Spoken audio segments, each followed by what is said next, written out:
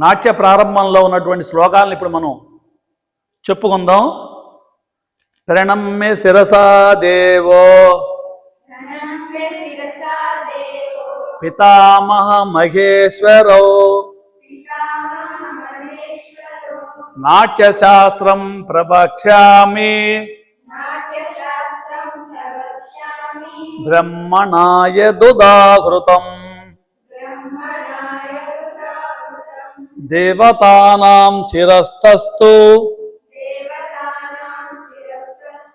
గురూణామాస్య సంస్థితః వక్షస్తశ్చైవ విప్రాణాం శేషేత్వనియమో భవేత్. విష్ణుశక్తి సముత్పన్నే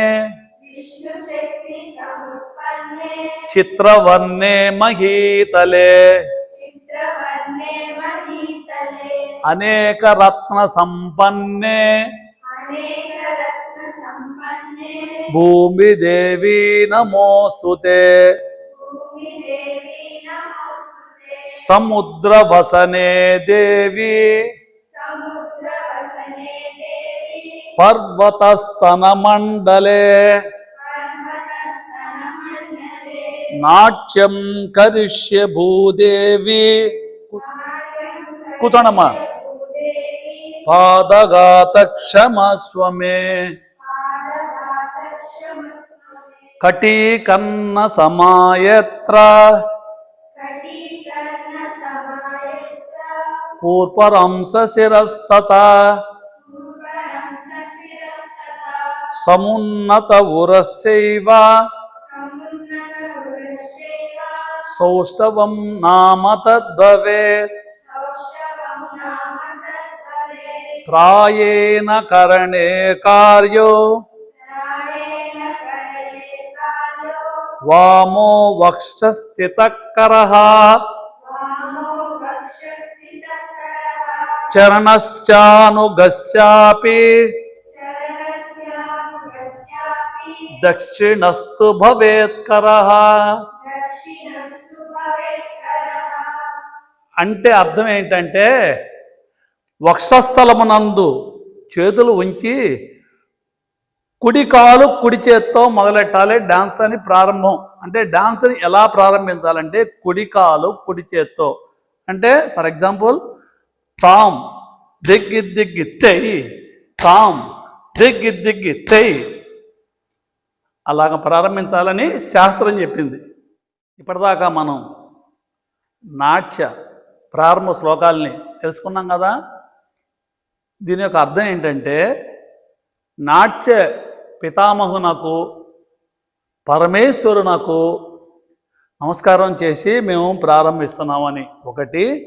తర్వాత దేవతలకు శిరస్సునందు, గురువునకు ముఖమునందు, పండితులకు పెద్దలకు అందరికీ కూడా వక్షస్థలమునందు నమస్కరించబడెను అని శాస్త్రం చెప్పింది. నమస్కరించవలెను అని. తర్వాత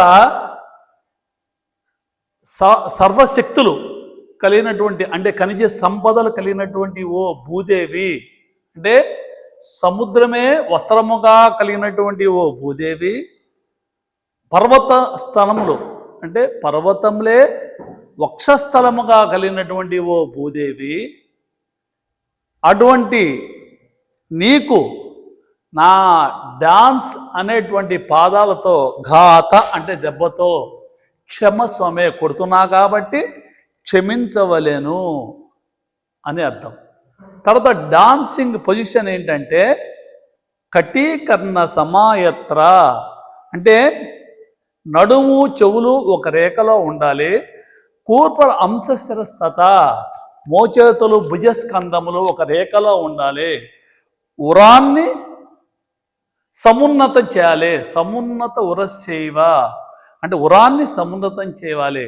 అప్పుడు సౌష్ఠవం నామ తద్భవేత్, అంటే డాన్స్లో ఉన్నటువంటి సరైనటువంటి సౌష్ఠవం అంటే ఒక పొజిషన్లో, ఈ పొజిషన్లో డాన్స్ చేయాలని నాట్యశాస్త్రం నందు చెప్పబడినది.